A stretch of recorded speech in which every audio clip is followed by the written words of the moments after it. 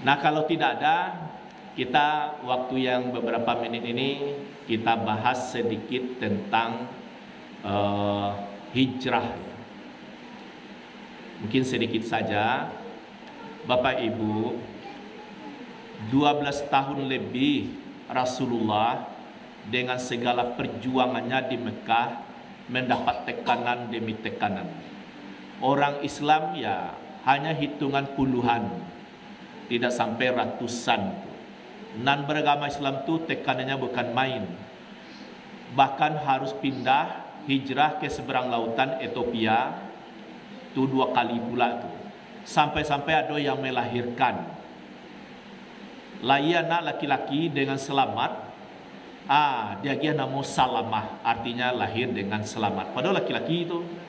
Sehingga maknya bernama Ummu Salamah, abaknya bernama Abu Salamah. Jadi orang terkenal kemudian. Ummu Salamah itu malah kemudian hari menjadi istri Rasulullah. Dia sangat cerdas, sangat taat. Itu nanti akan masuk pelajaran kita tentang salat berjamaah. Sudah itu apa lagi? Setiap tahun bulan Zulhijjah musim haji orang berdatangan ke Mekah. Aku kesempatan bagi Nabi memberi pelajaran. Tanpa orang kumpul Nabi masuk situ. Dibacakan ayat pencerahan-pencerahan 5 surat. Orang datang bayi haji itu dengan berlaku syirik, menyembah berhala dan lain-lainnya. Itu dari Madinah. Kira dari Madinah itu kan orang Yahudi banyak. Dua kaum Aus dan kaum Khazraj bacakak kapenjang situ, baparang tari. Ndak mau damai dah. Di hati lah ingin damai. Kiranya patamu ada sebanyak beberapa orang, sudah tu 20 orang, sudah tu 70 orang tahun-tahun berikutnya menyatakan siap dengan menerima agama Islam untuk dikembangkan di negerinya. Mohon didatangkan penceramah. Sehingga waktu itu ada seorang anak muda, lupa namanya. Pokoknya dia gagah rupawan, orang kaya, tapi ibunya marah-marah. Dengan segala kesederhanaannya, tidak ada lagi kemewahan, dia menjadi mubalik di Madinah. Berkembang Islam dengan baik. Lalu Nabi Muhammad dengan Abu Bakar belum hijrah, yang lain sudah. Tapi orang Mekah mendengar perkembangan Islam di Madinah luar biasa, cepat sekali. Padahal Nabi alun ke situ lain. Orang Mekah tambah geram. Rapi musyawarah di gedung DPR Carawaknya, Darun Nadwah. Apa intinya? Tidak ada jalan lain, Muhammad harus dibunuh. Banyak ide-ide itu. Lalu usulan yang diterima itu Abu Jahal dibunuh. Lalu jadi apa hasil rapat itu disampaikan ya wahyu Allah kepada Rasul. Dia paham, maka dipanggil Ali. Ali, kamu tidur ya di tempat tidurku. Nanti ada orang yang begini-begini. Lalu Rasulullah pergi pula ke Abu Bakar. Abu Bakar belum hijrah, sebagian sudah dengan sembunyi-sembunyi. Kalau Umar terang-terangan hijrah, siapa yang menghalangiku boleh silakan. Kalau ingin janda, ingin yatim anaknya, kira itu Umar kan bagat. Abu Bakar belum, karena Abu Bakar orang melarang jangan sampai meninggalkan kota Mekah. Semua orang sayang kepada Abu Bakar karena dari awal dia jujur, pemurah, orang tak mau. Apalagi sebenarnya Abu Bakar dia mau hijrah juga, tapi Rasul belum hijrah. Lalu Bapak Ibu, Abu Bakar ditemui oleh oleh Rasulullah, ayo kita hijrah. Soal strateginya diatur, mengantarkan makanannya siapa. Memang panjang ceritanya, tapi yang jelas pemuda-pemuda yang tangguh mewakili setiap suku mendatangi rumah Muhammad sallallahu alaihi wasallam, mengepung rumahnya. Tapi sudah sekian lama kok tidak ada turun-turun, padahal dia turun dari rumahnya, dia sedang mengepung rumah Rasulullah, tapi dengan izin Allah tidak tampak olehnya. Mungkin dia mengantuk atau bak-bak lah. Nah, Rasul pergi ke rumah Abu Bakar. Lalu lah bakok Muhammad alunjo turun, nyoca lihatlah ke rumah kau. Kiranya ditampati dua Rasul, Ali bin Abi Talib, seorang anak muda. Jadi perbandingan Ali dengan Rasul itu serupa ayah jo anak, tapi dia adalah saudara sepupu. Ayah Ali dengan ayah Rasul kan beradik kakak. Nah, Ali walaupun muda belia, nyo jago sile, bela dirinya mantap. Orang kafir Quraisy begitu pula, hasil keputusan yang dibunuh itu Muhammad, bukan Ali. Jadi Ali tetap saja dibiarkan selamat. Pernah nyolabui Ali ke dia, tapi tidak sesuai dengan putusan musyawarahnya. Jadi Ali begitu siap mentalnya. Seandainya nyonya dibunuh di Dabiah, saya akan berkata di hati itu, biarlah dia mati asal tidak Rasulullah. Kira-kira begitu. Tapi dia selamat. Nah, Bapak Ibu, Rasulullah punya taktik. Iko Makkah, Madinah di utara. Rasul dengan Abu Bakar nak langsung kasih ko jalannya hanya basuri ke Marigua, arah ke selatan. Sampailah di gua Surya sama Abu Bakar. Lah di Malaysia sampai ada lubang yang tutui de Abu Bakar.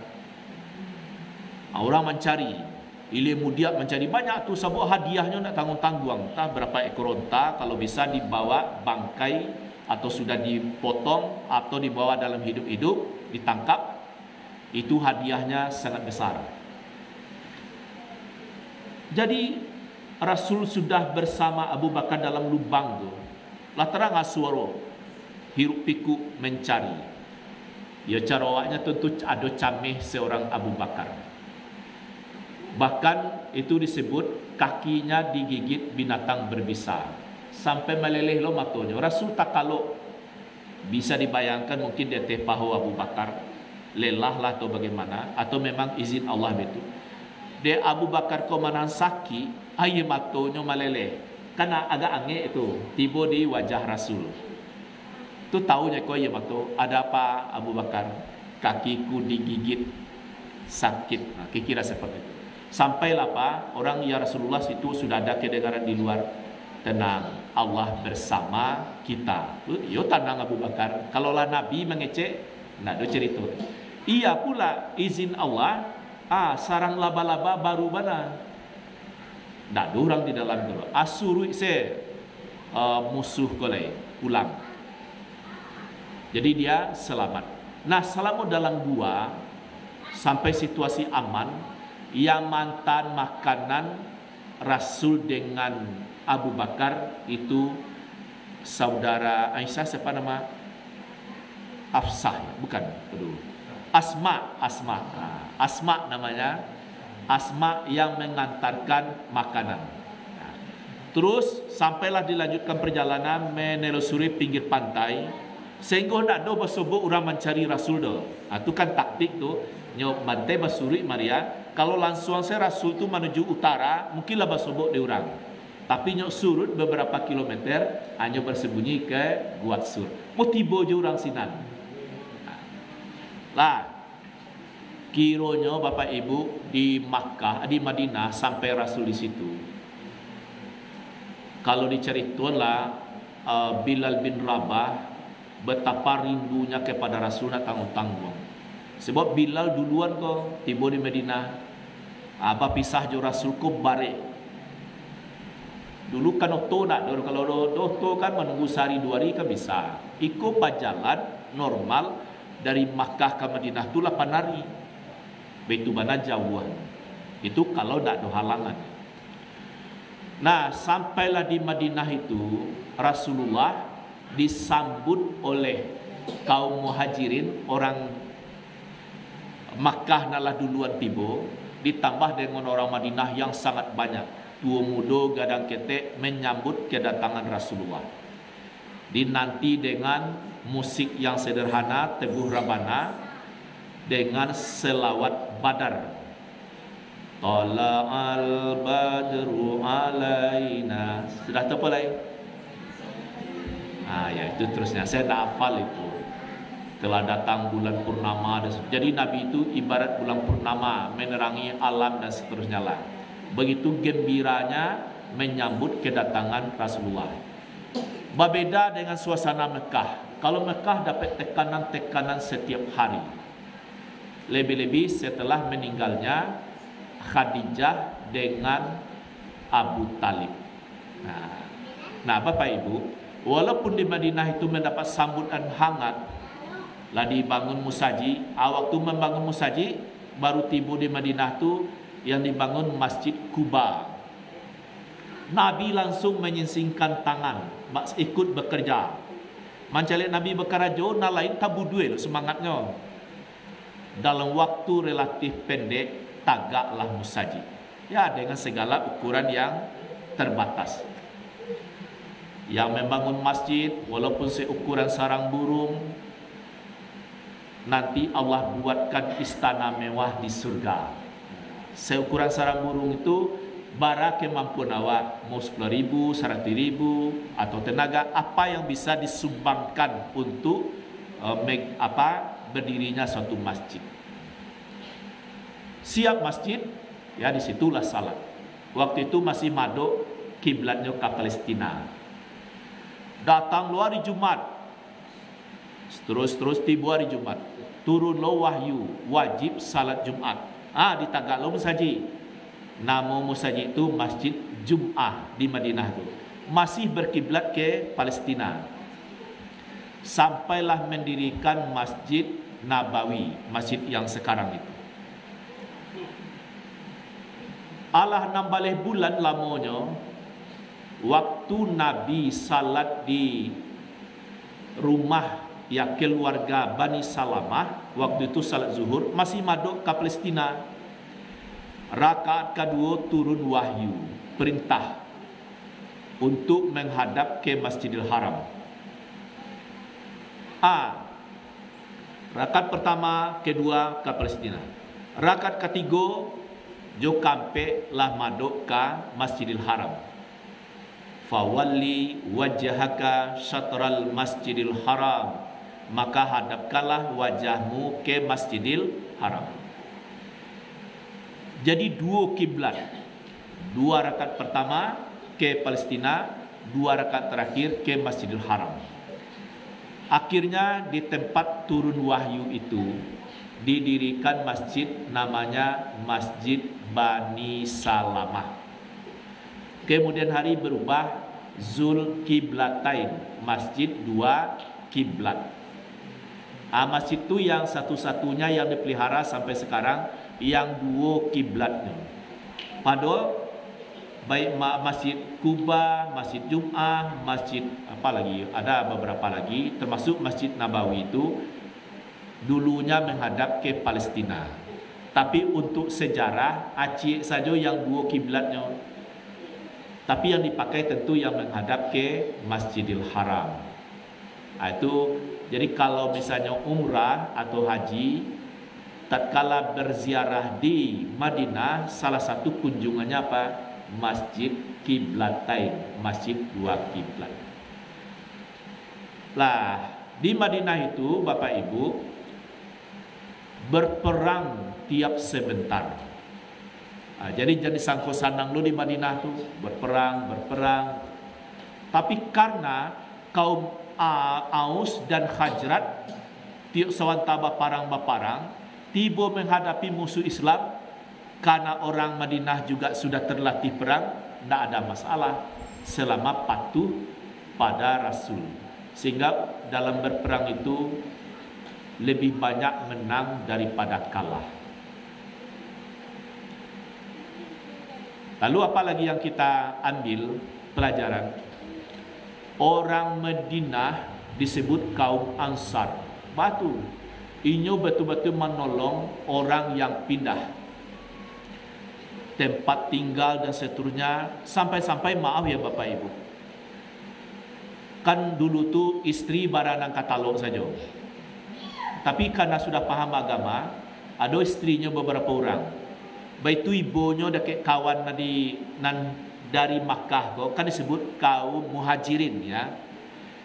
Banyak yang nak bawa istri sebab maaf waktu itu tidak semua beriman dalam rumah tangga itu. Laki beriman, istri tidak. Yo, suami saja nampai tinggallah anak di rumah. Kalau anaknya belum mau masuk Islam, tinggallah istri. Jadi banyak yang nak bawa istri. Lalu sampai-sampai laki-laki di situ mengecek, katakanlah, kau namanya Abdullah, Pak Abdullah, Anda kan tidak punya istri, istri saya ada beberapa orang. Pandanglah mana yang kamu sukai, saya ceraikan baik-baik, lalu saya kasih kamu modal, lalu hunilah rumah, dapat lo istri. Karena tangguanglah suai itu, dapat rumah, dapat lo istri. Buliah lo memilih, baik itu mana tulusnya. Tapi karena orang muhajirin punya harga diri, utaknya lenyap pakai, utaknya lencer, nak dalam kulkas letak kapalonya dah. Apa katanya? Terima kasih atas kemurahan hati Anda. Saya berharap keluarga Anda lebih berkah. Jangan dulu tanayo baca relo gara-gara itu nanti tidak.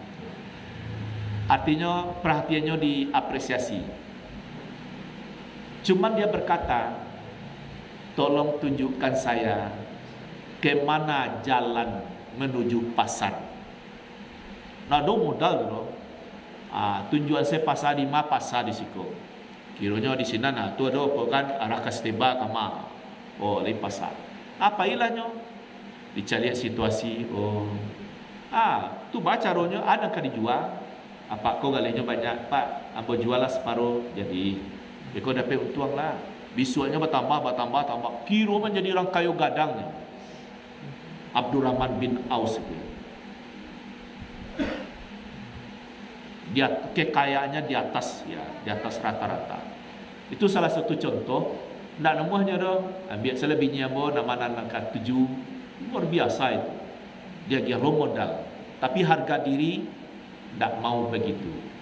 Kalau sebenarnya mental awak itu ya, kalau maaf ya, kalau sabit nama daerah, orang Minang ini sebenarnya mau Batak mau Jawa kan punya keunggulan masing-masing. Cuman contoh Minang dulu ya, dari awak kau berada di Minang.